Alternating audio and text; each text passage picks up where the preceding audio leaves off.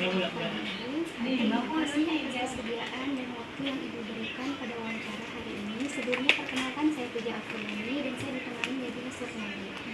Kami dari Universitas Maritim Raja Ali Haji, Prodi Pendidikan Bahasa Indonesia. Di sini kami ingin melakukan wawancara untuk memenuhi tugas kuliah kami, yaitu administrasi manajemen sekolah. Jika Ibu bersedia, kami ingin bertanya beberapa pertanyaan. Apakah Ibu bersedia? Selanjutnya pertanyaan akan diserahkan kepada Ibu. Baiklah, langsung saja saya mulai pertanyaan yang pertama. Bagaimana administrasi pendidikan di sekolah ini menurut Ibu? Administrasi pendidikan sekolah itu sesuai dengan aturan nomor 1. Tetapi karena kekurangannya tenaga pendidikan di sini, jadi semuanya itu kami memegang ganda tugas. Di sini ada kepala sekolah, mahasiswanya selama TU sebanyak 13 orang, guru kelas ada 8 orang, karena 8 rombel ya, karena pasti guru agama 1, guru olahraganya 1, TU-nya 2. Secara administrasi itu setiap tahun kita membuat kayak pembaharuan kurikulum yang harus diperbarui atau yang harus dibenahi itu satu.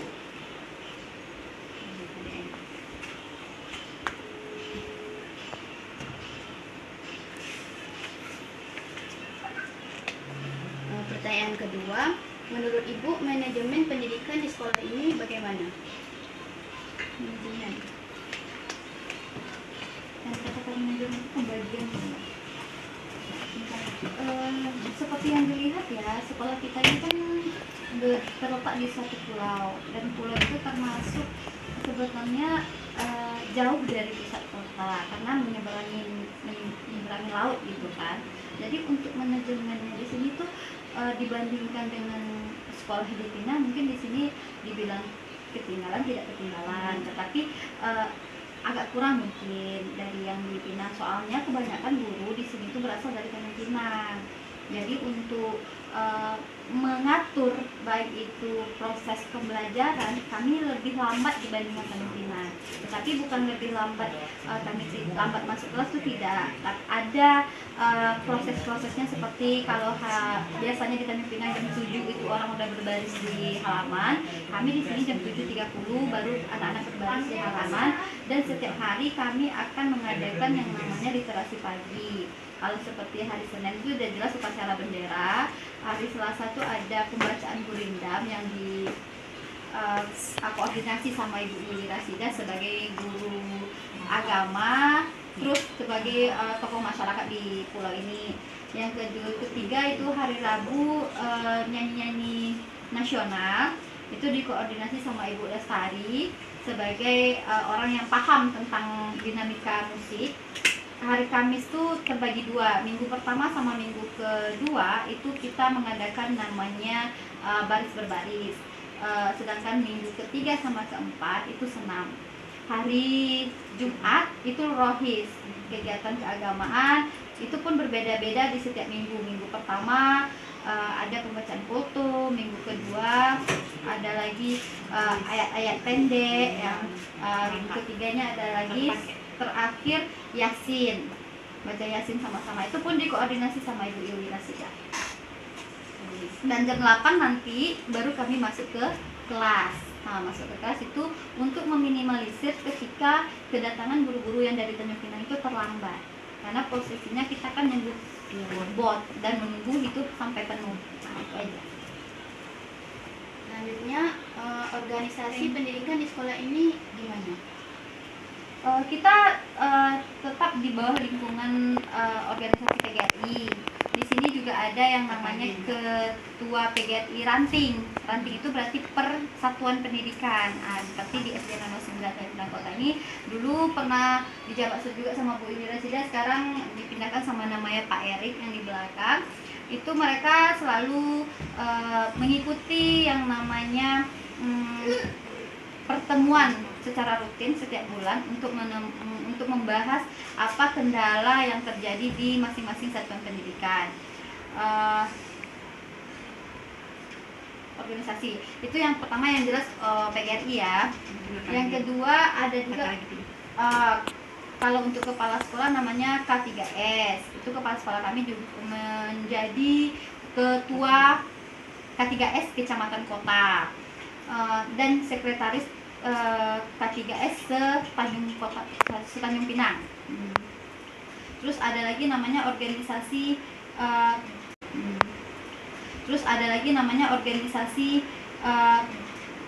bendahara pembantu, karena kan sekolah-sekolah mendapatkan bantuan operasional yang disingkat dengan BOS gitu kan. Itu kita juga dilindungi dalam sebuah organisasi ya, ada bendahara per kecamatan, ada bendahara per kota Tanjung Pinang, ada sampailah ke tingkat pusat gitu ya.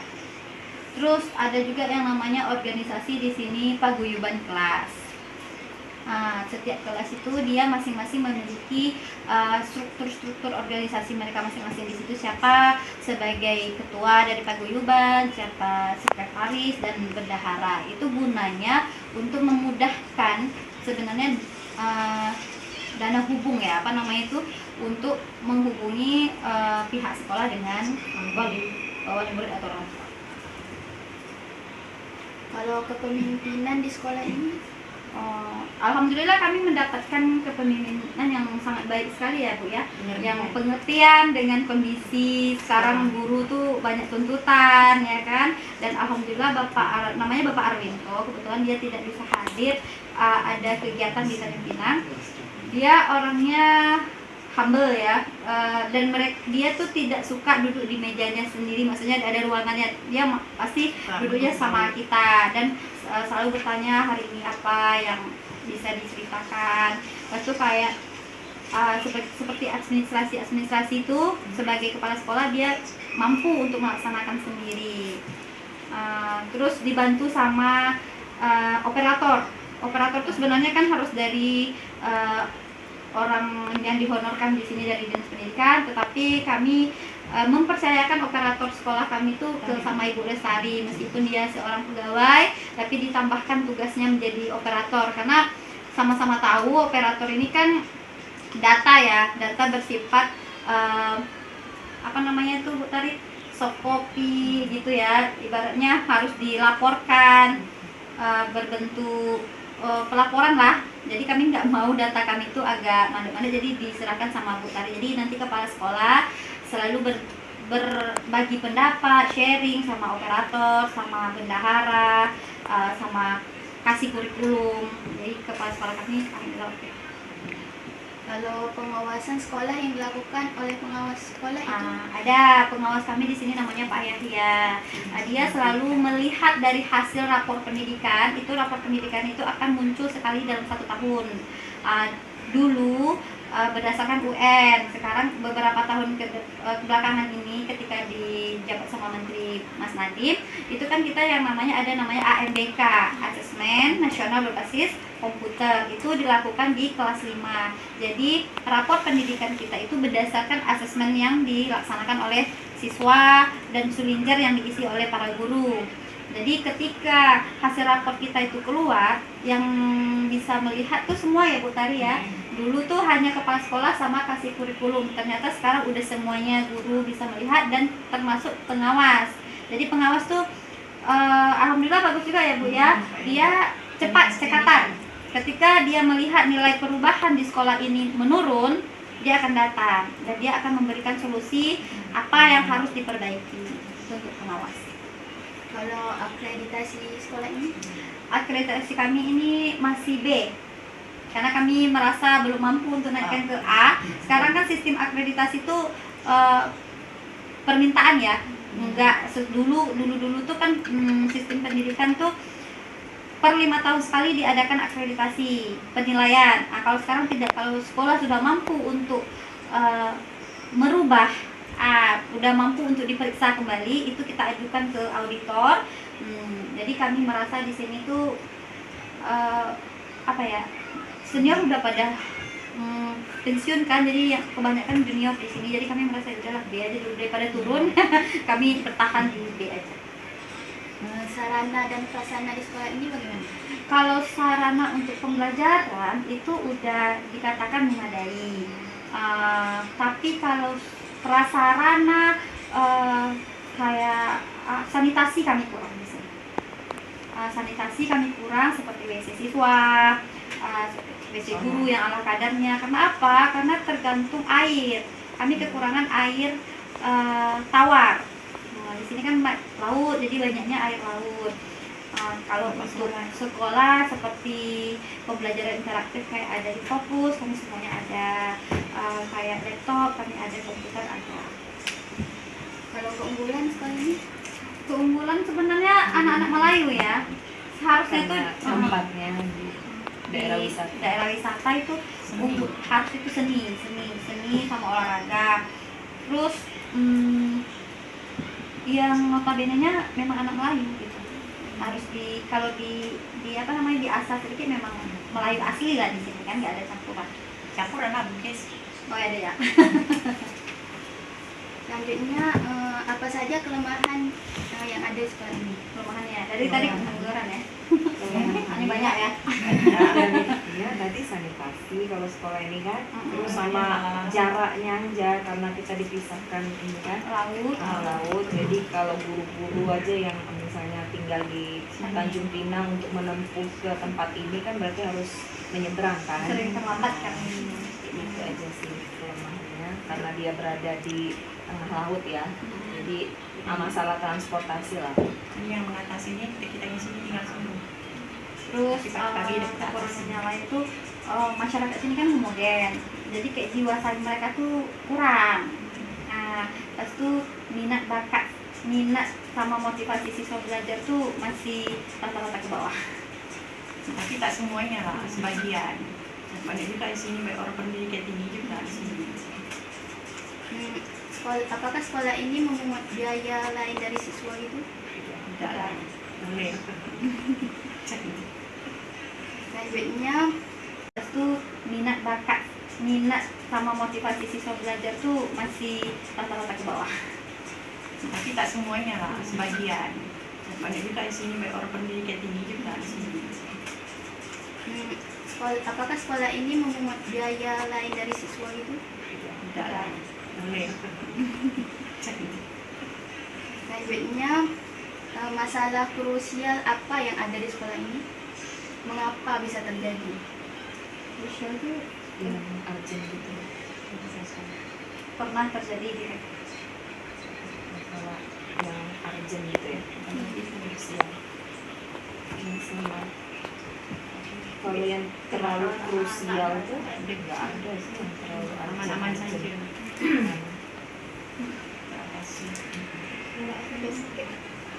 Bagaimana kinerja guru di sekolah ini menurut Ibu? Ya, kinerjanya itu tergantung pribadi masing-masing, tergantung motivasi mereka masing-masing, tergantung kompetensi mereka masing-masing, dan tergantung kreativitas mereka masing-masing.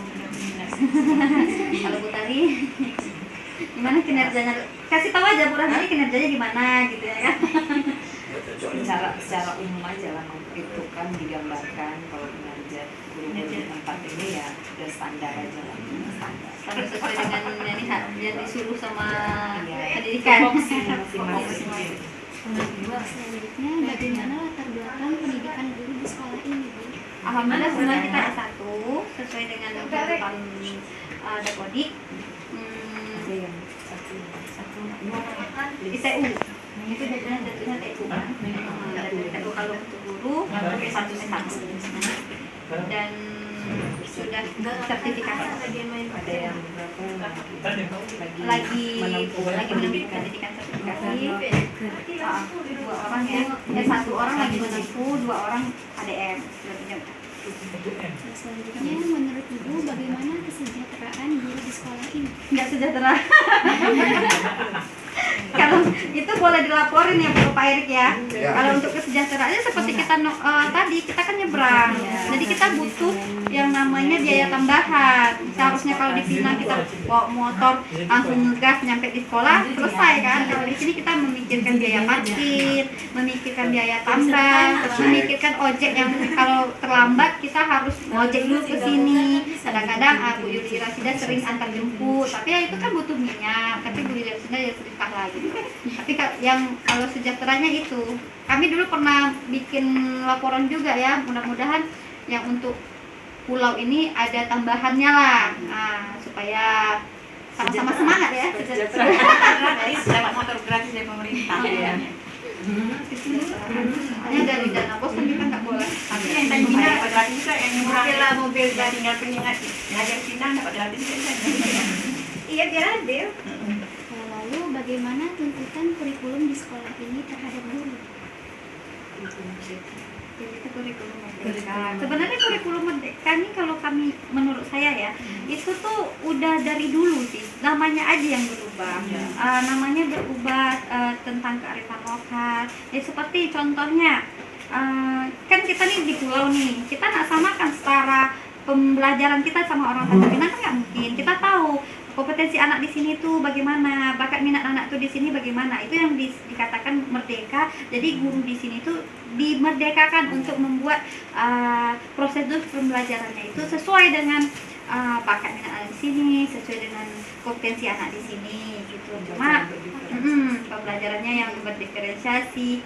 Contoh misalnya kita kan sekarang di tempat wisata penyengat. Ngapain kita ngajarin anak-anak yang apa tuh ke peradaban Singosari ya kayak gitu kan. Kalau untuk SD terus kita mempelajari yang ada di daerah sekitar. Itu dari dulu tuh sebenarnya udah ada, cuma namanya aja yang berbeda. Jadi sekarang tuh kayak mulai dari keuangan, bos udah dimerdekakan, butuhnya apa ya udah dibeli gitu. Walaupun tidak semua bisa dibelikan, kalau untuk kurikulumnya juga kayak gitu. Jadi kearifan lokalnya itu diangkat. Lalu apakah materi dikembangkan sendiri oleh guru? Ada yang di ATM ya. Semua pasti ATM. Kita amati dari biru modifikasi, disesuaikan dengan itu tadi apa wilayah kita dengan kompetensi anak. Ini nak saya. Apakah materi pembelajaran yang dibuat oleh guru memuat budaya Melayu? Kalau materi semuanya kayaknya belum terlalu lah ya, belum terfokus ke sana. Tapi sekarang ada namanya pembelajaran budaya Melayu sendiri, nah gitu. Jadi ada mata pelajaran yang khusus untuk belajar budaya Melayu. Kalau untuk dipadukan dengan materi lain jarang lah. Mungkin kayak IPAS atau PPKN kan ada, mungkin bisa. Kita Kalau sendiri lah. Lalu apakah materi pembelajaran yang dibuat oleh guru memuat unsur kemaritiman? Karena kita berada apa letak kita kan strategis ya. Jadi kita ya sesuaikan juga seperti kita apa hubungkan misalnya pembelajaran anak misalnya dia ada materi tentang misalnya pekerjaan, jadi kita nelayan gitu kan, jadi hubungkan juga. Mungkin lebih kebanyakan tentang yang ada di daerah kita dibandingkan misalnya dengan daerah pegunungan dari pertanian. Mungkin dia bingung kan, kita ngajari pertanian di sini tuh nggak kebayang kalau kita langsung bilang kerjaan yang tidak kita ini kayak nelayan, jadi dia nggak masuk. Sini sebaiknya kalau ada nelayan sebagai pegawai negeri. kebanyakan pegawai negeri di sini. Kalau ke matematikanya mungkin itu Iya. maksudnya kayak cara Enggak lah. kecepatan, nah itu bisa dimasukin ke daerahnya. Lalu bagaimana tingkat literasi di sekolah ini? Kemarin Kita naik ya literasinya. oh kita yang kami literasi sama numerasi naik untuk apa rapor pendidikan, tapi yang menurun itu di karakter. Dimasukin ke daerahnya. Lalu bagaimana tingkat literasi di sekolah ini? Kemarin Kita naik ya literasinya. oh kita yang kami literasi sama numerasi naik untuk apa rapor pendidikan, tapi yang menurun itu di karakter Karakter suara karakter. literasi itu kepala sekolah dan guru-guru kelas itu udah menjalankan program-programnya per masing-masing kelas itu untuk menerapkan yang namanya literasi. Contohnya dengan membuat pojok baca, dengan membuat soal-soal yang berbeda, membuat materi kayak matematika tidak langsung main 1+1 tapi ada soal cerita. Sebenarnya tuh dulu kita kayak gitu ya, cuma yang namanya aja berbeda. Cuma kendalanya lagi di sini karena semenjak corona ini kan, jadi anak-anak terbiasa itu santai. Jadi kadang-kadang di kelas 4, di kelas 5 masih ada sebagian kecil seperti 10% dari jumlah siswa itu masih kesulitan untuk membaca. Baik, pertanyaan terakhir, apa saja upaya yang dilakukan sekolah untuk meningkatkan literasi siswa? Itu bagian perpustakaan kemarin udah membuat program 1 minggu 1 kelas kunjungan ya. Dibagi tuh kita alhamdulillah pustakanya lengkap, maksudnya buku-bukunya mulai dapat dari bantuan pusat, dari dana BOS untuk sebagai referensi, terus sebelum memulai pembelajaran ada juga wali kelasnya yang mengadakan kegiatan wajib membaca 1 cerita. Ada juga yang sampai membuat inti dari cerita yang dia dapat. Baiklah, terima kasih Ibu atas kesediaan waktu yang Ibu berikan pada wawancara hari ini. Semoga apa yang Ibu sampaikan bermanfaat bagi tugas kami dalam menyelesaikan tugas administrasi manajemen sekolah. Kami sangat menghargai kontribusi Ibu dalam wawancara pada hari ini. Akhir kata, apabila ada yang salah kata atau perbuatan, kami mohon maaf. Wabillahi taufiq wal hidayah. Wassalamualaikum warahmatullahi wabarakatuh. Waalaikumsalam. Sama-sama, kami juga mengucapkan terima kasih sudah mau datang berkunjung ke sini.